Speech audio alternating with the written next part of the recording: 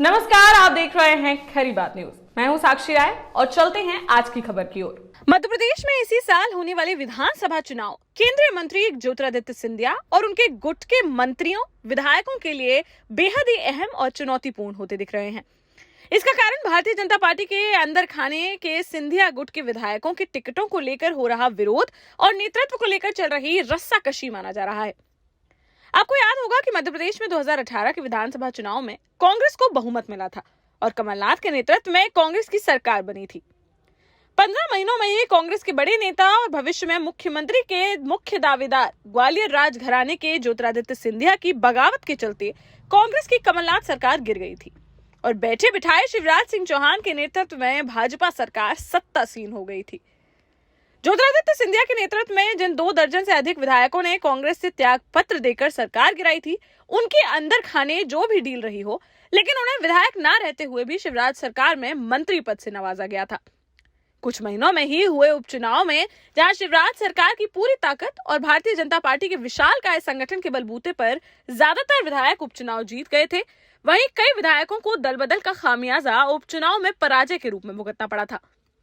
यह बात अलग है कि ज्योतिरादित्य सिंधिया के दबाव में शिवराज सरकार ने उन्हें कई निगमों और मंडलों में अध्यक्ष उपाध्यक्ष बनाकर मंत्री का दर्जा दिया था। मध्य प्रदेश में कांग्रेस की कमलनाथ सरकार गिराकर भाजपा की शिवराज सरकार बनवाने का इनाम राज्यसभा के सांसद और केंद्रीय मंत्री के पद के रूप में पाने वाले ज्योतिरादित्य सिंधिया पिछले 3 वर्षों से भले ही अपने गुट के मंत्रियों और विधायकों का सम्मान बचाते आए हैं,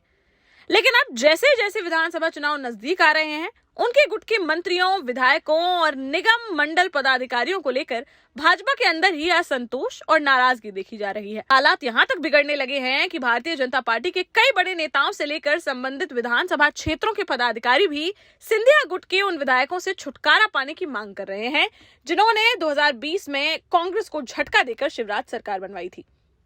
भाजपा के जमीनी कार्यकर्ताओं की मांग है कि सिंधिया गुट के मंत्रियों को शिवराज सरकार बनवाने के एवज में 3 साल मंत्री पद और अनेक प्रकार के लाभ मिल चुके हैं। अब अगर उन्हें 2023 के चुनाव में टिकट दिया गया तो उनकी दल बदलू छवि और पार्टी के कैडर बेस कार्यकर्ताओं की नाराजगी चुनाव में निश्चित रूप से हार का कारण बनेगी। ऐसे में सिंधिया गुट के उन विधायकों को तो हारना ही है, मध्य प्रदेश में भाजपा की सरकार भी खतरे में पड़ सकती है। दमोह जिले के पूर्व मंत्री जयंत मलैया को मनाने के लिए भी जिस तरह से मुख्यमंत्री शिवराज सिंह चौहान, केंद्रीय मंत्री नरेंद्र सिंह तोमर, राष्ट्रीय महासचिव कैलाश विजयवर्गीय सहित पूरी भाजपा जयंत मलैया के जन्मदिन समारोह में दमोह पहुंची थी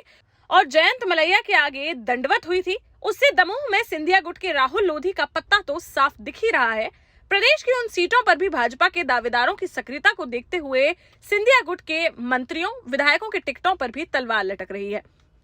उधर सिंधिया गुट के पैरोकारों का दावा है कि 2023 के चुनाव में अपने पुराने 2 दर्जन से अधिक विधायकों के साथ ही ज्योतिरादित्य सिंधिया ने चंबल क्षेत्र की कई सीटों को मिलाकर लगभग 50 विधानसभा क्षेत्रों में अपने समर्थकों को टिकट दिलाने के लिए राष्ट्रीय नेतृत्व के समक्ष मजबूत पैरोकारी की है।